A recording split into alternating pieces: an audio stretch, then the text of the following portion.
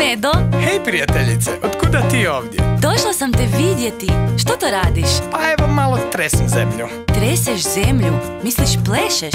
Pa zapravo da, nazovimo to ludi zemljotres. Jako je fora. Hoćeš li me naučiti? Samo ako si dovoljno šašava. Mislim da jesam.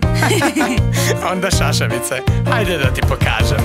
Jedna ruka ovdje, druga ruka tamo, pa protresi malo, a valove svi znamo. Tu je noga lijeva, za njom ide desna. Okreni oko sebe i skoči sa svog mjesta. Zatim osmijeh stavi pa kao kip stani i spremi se za ples. Ludi zemljotres. Tres, tres, ludi zemljotres. Tres, tres, ludi zemljotres.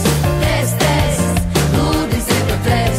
Tres, tres, ludi zemljotres. Jako mi se sviđa ovaj ludi zemljotres i mislim da sam naučila. Super! Mogu li ja pokušati? Naravno šašavice. Jedna ruka ovdje, druga ruka tamo, pa protresi malo, a valove svi znamo.